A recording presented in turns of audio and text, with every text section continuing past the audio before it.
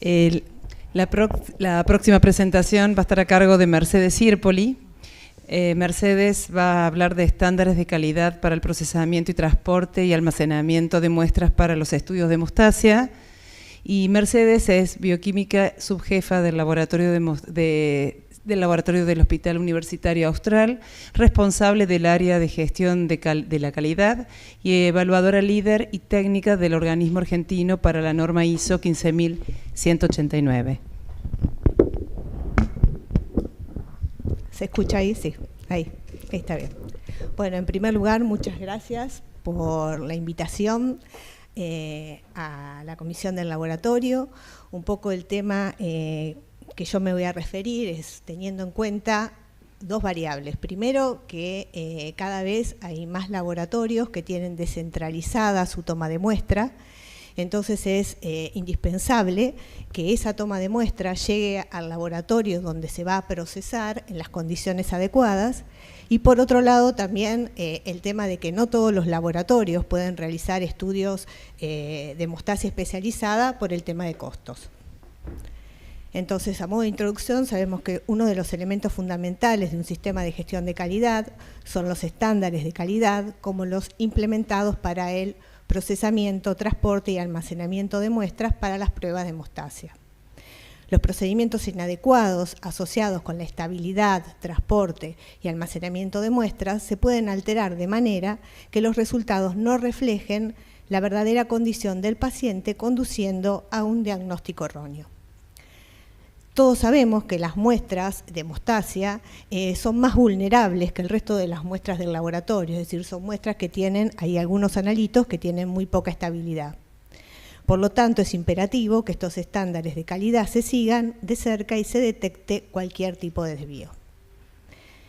Teniendo en cuenta este algoritmo, que desde que el médico realiza la orden para el pedido del laboratorio, hoy nosotros nos vamos a dedicar específicamente, una vez que la muestra ya está tomada, cómo va a ser el transporte de esa muestra y la llegada de la muestra al laboratorio, si esa muestra se va a procesar en el momento, si esa muestra se va a guardar, y también cómo vamos a conservar posteriormente esa muestra. ¿Cuáles son las variables que vamos a manejar? Por un lado, la temperatura, tanto la temperatura del transporte como la temperatura del almacenamiento. Y por otro lado, la estabilidad, tanto de la muestra antes de procesar como de las muestras que almacenadas. Por otro lado, también tenemos que tener en cuenta la centrifugación y qué pasa con el uso del tubo neumático, dependiendo si son pruebas para hemostasia o pruebas para el estudio plaquetario. Por eso que controlar estas variables es imperativo para informar resultados precisos y de alta calidad, y como recién decía Yoli, todo esto tiene que estar documentado, es decir, el laboratorio efector, que es el que va a recibir las muestras, debe tener documentado de qué manera va a recibir esas muestras, de qué manera tienen que venir esas muestras y cómo las va a almacenar. Con respecto al transporte de las muestras, bueno, va a depender mucho de cuáles son las pruebas solicitadas, cuál es la distancia y el tiempo requerido entre la recolección de la muestra y el estudio. Entonces podemos transportar la muestra directamente sangre entera, ¿sí?, con citrato de sodio, sin hacer ningún tipo de procesamiento en el laboratorio donde se toma la muestra. La otra opción es centrifugar la muestra y enviar en el tubo primario la muestra centrifugada. Y la tercera opción, que obviamente va a depender de distancias y de tiempo, es hacer la centrifugación de la muestra y alicuotar la muestra y enviarla. Ahora vamos a ver cómo, y en cada caso, cómo podemos utilizar cada uno de estas formas de enviar la muestra. Con respecto a enviar la muestra sin centrifugar, la sangre entera en citrato de sodio tiene una ventaja, que es los laboratorios periféricos no requerirían tener una centrífuga, no requerirían tener tubos para separar la muestra. Y también el laboratorio efector, es decir, el que recibe esa muestra, puede ver la calidad de la muestra, es decir, si la muestra estuvo bien enrasada, si no tiene un coágulo, si el hematocrito que tiene ese paciente y también el tubo en el que fue tomada la muestra. La desventaja es la integridad de la muestra para algunos ensayos de hemostasia, como por ejemplo para el dosaje de heparina no fraccionada o para el el dosaje de anticoagulantes orales directos es muy inestable y tienen que ser separados dentro de la hora, sobre todo la heparina no fraccionada, porque si no, determinadas proteínas como el factor plaquetario 4 pueden hacer que unirse a la heparina y obviamente disminuir el dosaje de esa heparina, lo mismo que la heparinasa. Bueno, esta tabla es de la guía de la CLSI H21A5, que es la guía que normatiza, tiene las normas para el transporte y conservación de las muestras de hemostasia. Como ven, esta versión es la versión 5 del año 2008, que hasta este año, hasta abril, ¿sí?, del 2024, no había salido otra versión. Y como ustedes pueden ver acá, en rangos generales, podemos decir que la mayor parte de las muestras, la estabilidad de las muestras en sangre entera a temperatura ambiente, importante recalcar, ¿no?, que esa temperatura ambiente y en sangre entera, para los distintos analitos y para pruebas globales como el APTT, es de 4 horas, salvo para el tiempo de protrombina de 24 horas y, como dijimos recientemente, para el dosaje de APTT o de anti-10 para heparina no fraccionada es de 1 hora. Pero ya a esta altura del 2008 había muchísimos autores que habían sacado trabajos desde el año 1999 inclusive, donde ellos habían podido validar que la estabilidad era mayor de lo que decían las guías de la CLSI. Acá simplemente les pongo algunos de los trabajos que figuran en este estudio que comparan con la guía de la CLSI. Pero, bueno, también en el año 2021, esto quedó, se le corrió acá, bueno, no importa, Kim, en un trabajo hace una comparación de la estabilidad de los analitos de hemostasia. Él lo que compara es lo que decía la guía de la CLSI con lo que le decía un trabajo de Linkensen, en donde él lo que hacía era centrifugar y alicuotar las muestras, es decir, lo comparaba con el plasma, y él lo que hacía, en el caso de Kim, era la sangre centrifugada simplemente sin separar. Y ahí sí lo que observó fue, por ejemplo, que los analitos más inestables eran el factor 8, como vemos, el factor 12, y el factor 5, que tenían tiempos de estabilidad de no más de 2 horas o 4 horas. Pero, por suerte, la guía de la CLSI este año sacó su nueva versión de esta guía, en la cual vamos a ver que han aumentado el tiempo de la estabilidad de las muestras. Entonces, por ejemplo, bueno, seguimos en el caso del dosaje de heparina no fraccionada, la estabilidad es de 1 hora, salvo que recolectemos la muestra en un tubo de ácido cítrico, teofilina, dipiridamol y adenosina, que este anticoagulante lo que hace es inhibir la acción del factor plaquetario 4, entonces le da más estabilidad a la muestra. Pero luego también para anticoagulantes orales 2 horas y ya después podemos ver 4 horas para el factor 8, acá no se ve muy bien la cosa, pero bueno. Después tenemos también 4 horas para la actividad de la proteína S, tenemos 4 horas también para todo lo que está relacionado con el factor 12 y plasminógeno, antiplasmina. Y para el APTT, que antes se decía que era de 4 horas, ahora ha aumentado esa estabilidad en sangre entera hasta 8 horas. O sea que lo que podemos observar es que yo he marcado simplemente los analitos que son más inestables, el resto de los analitos llevan de 24, 48 horas o más. Entonces podemos decir que la sangre entera sin centrifugar, es decir, con citrato de sodio, si la vamos a derivar de esa manera de un laboratorio a otro, debe ir, obviamente, no refrigerada, sin baño de hielo, en posición vertical. Sepamos que el factor 8, la proteína S, ya mencionamos la heparina no fraccionada, son los más lábiles que se pueden degradar, por lo tanto hay que llevarlos dentro de las 4 a 6 horas para que sean procesados. Y también tenemos que tener en cuenta que el frío, sobre todo, afecta al factor 8, aumenta la actividad del factor 8 hasta en un 150%, con una disminución obviamente del tiempo de protrombina, y puede provocar una disminución del factor 8, del factor 7, disculpen. El frío, el factor 7, un 150%, y el frío puede provocar una disminución del factor 8 y del factor de von Willebrand, pudiendo conducir a un diagnóstico erróneo o de hemofilia A o de enfermedad de von Willebrand.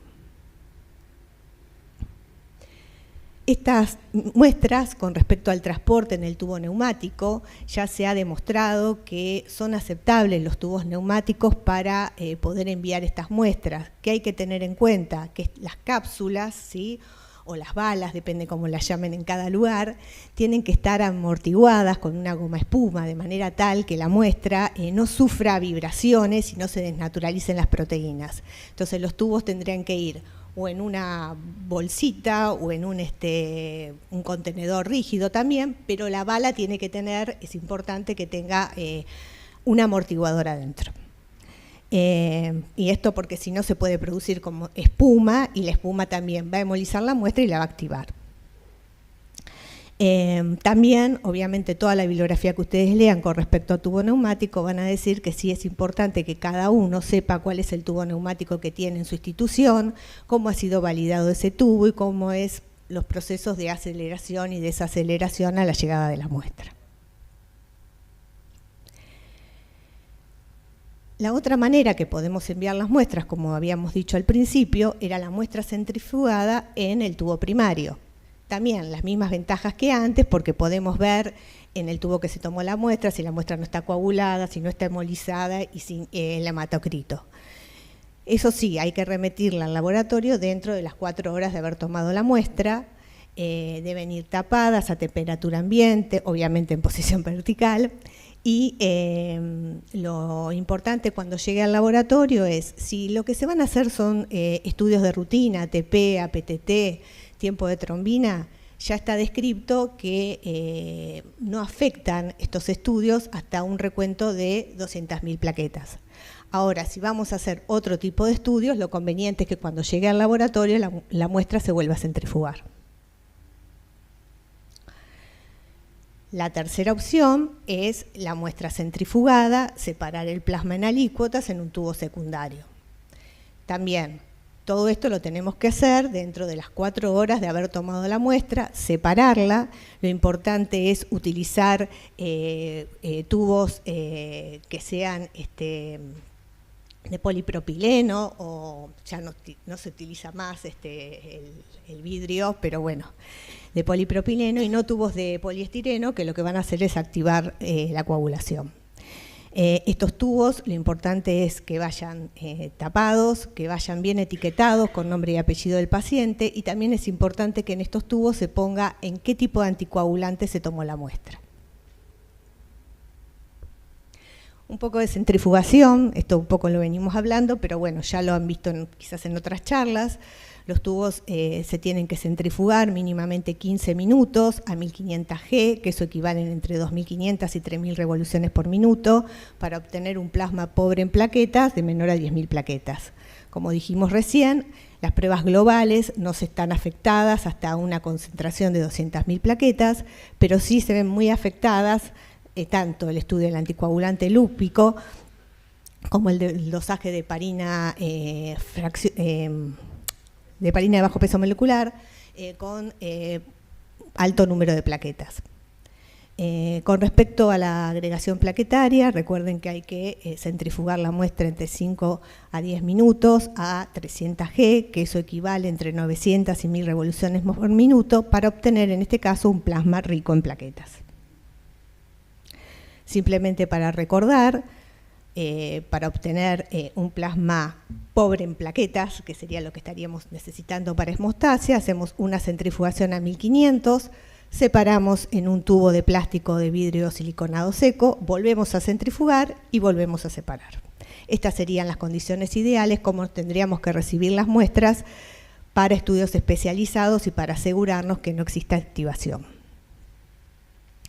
Bueno, acá hay un algoritmo que tanto muestra un trabajo del IPI como en la CLCI, que si nosotros en nuestro laboratorio recibimos las muestras separadas, ¿sí?, en un tubo secundario alicuotada, y por ahí tenemos algún estudio de hemostasia que nos da aberrante o que no nos coincide con los antecedentes de ese paciente, bueno, podríamos visualizar, si por ahí es una muestra que vino de muy lejos, ver si realmente la matriz en donde se tomó esa muestra era la adecuada. Podemos hacerle a ese supuesto plasma un dosaje de potasio, y si el potasio nos da mayor a 12 miliequivalentes o milimol por litro, podríamos estar pensando que esa muestra fue tomada en un tubo de hepta, quizás se equivocaron, centrifugaron y separaron el hepta, y en este caso vamos a obtener un tiempo de trombina normal, un PT y una PTT prolongados, y cuando hacemos los estudios de mezclas van a tener una corrección parcial.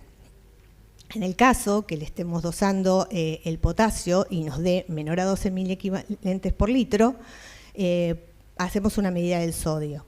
Si el sodio nos da menor a 155 miliequivalentes por litro, tenemos dos opciones: pensar que estamos en presencia de un suero, ¿sí?, o que estamos en presencia de un plasma con heparina de litio. Si estamos en presencia de un suero, vamos a obtener resultados de las pruebas globales que no van a coagular, y cuando hacemos los estudios de mezcla vamos a ver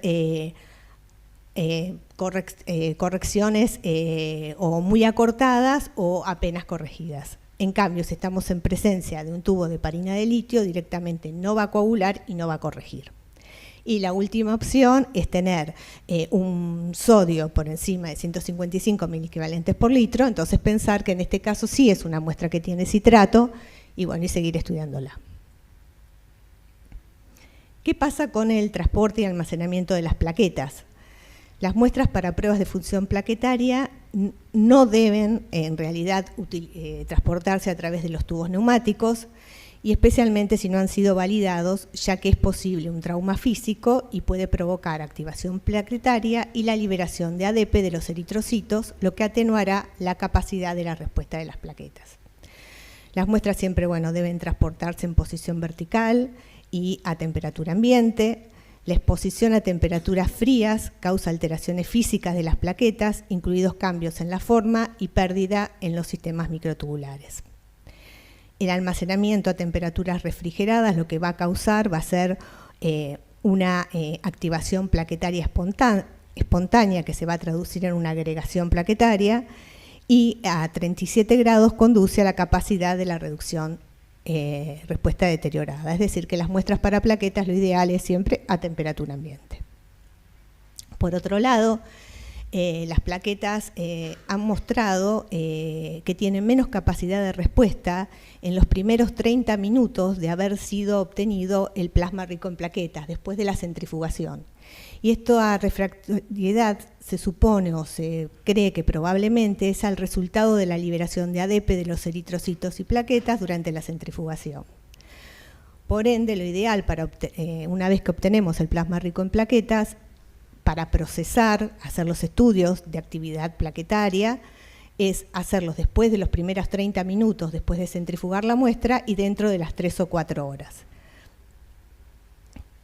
Por otro lado, también hay que mantener el pH de las muestras, porque si no puede haber estudios que estén alterados porque haya habido un agotamiento de las reservas.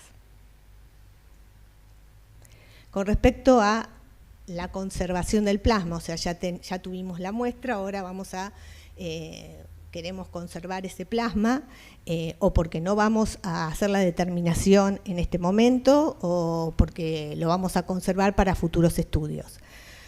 El plasma licuotado se puede conservar a menos 20 grados. Lo que tenemos que tener en cuenta es que ese freezer no se someta a ciclos automáticos de congelación y descongelación, y que son los freezer de las casas, ¿no?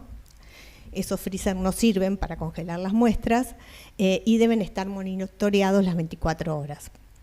Las muestras así pueden conservarse como mínimo un mes, porque hay estudios ya validados que dicen que hasta un mes hay analitos, ahora vamos a ver demostasias que se pueden hacer, y otros que ya pierde la estabilidad. Si necesitamos conservar las muestras por más tiempo, lo ideal es en un freezer un ultrafreezer a menos 70 grados. Si se van a enviar alícuotas de plasma que sabemos que por el tiempo, la distancia, no podemos mandarlas a temperatura ambiente y que las tenemos que frizar, lo ideal es o que vayan con hielo seco o buscar la manera tal que la muestra vaya congelada hasta el laboratorio. Siempre lo que hemos hecho, lo que no tenemos hielo seco, es tomar un frasquito de orina, poner el tubo ahí, ponerlo en el freezer, que se congele todo y poner el tubo ahí para que llegue congelado. O sea, esa sería la práctica de nuestro país.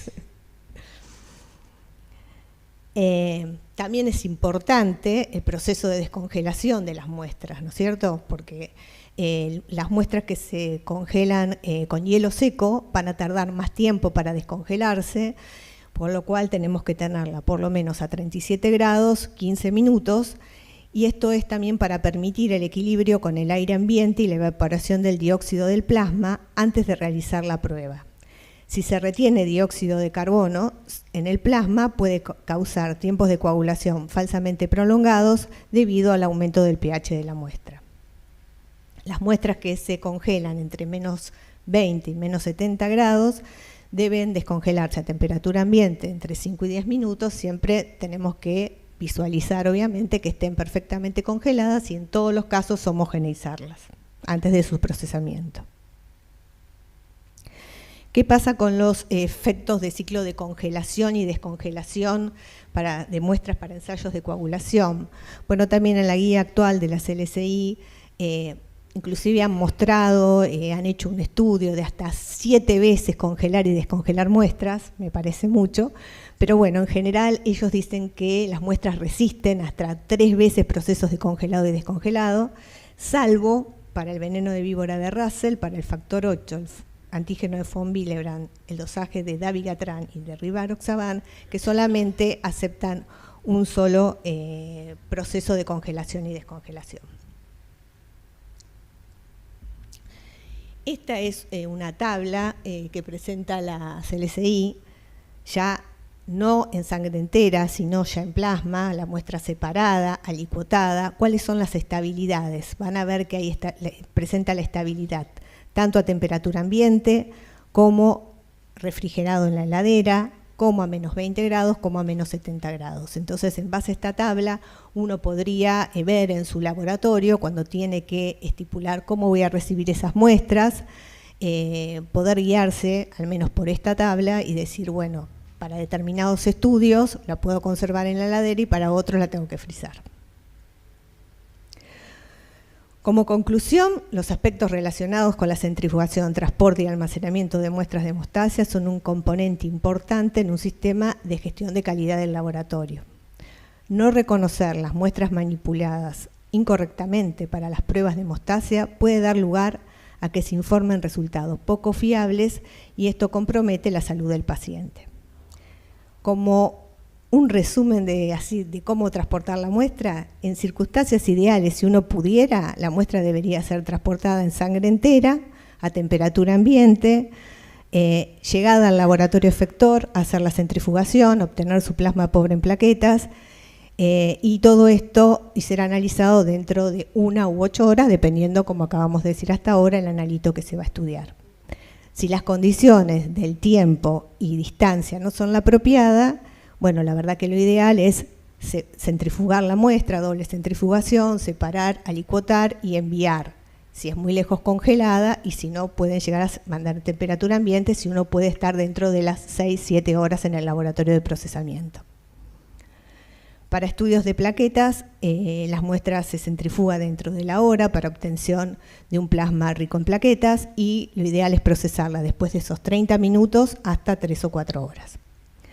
Cada laboratorio debe demostrar, si no cumple con los requisitos normativos, con lo que está escrito, debe demostrar la estabilidad de sus muestras que es adecuada para los estudios que realiza. Es como decía recién Yolanda, no hay nada que uno no pueda demostrarle ya sea a CAP, a LOA, a quien sea, Si uno pudo verificar que la muestra es estable, tiene que hacer el trabajo, tomar X cantidad de muestras normales, patológicas, como sean, y demostrarlo. Y por otro lado, también aclarando un poco lo que vos decías de LDT o LDT, la ISO 15189, donde menciona que hay que hacer estudios mínimos, los mismos que menciona CAP, pero también dice que uno tiene que demostrar si hay estudios en paralelo previos, como pueden ser las diluciones que vos decías, eso tiene que estar demostrado y documentado. Bueno, muchas gracias.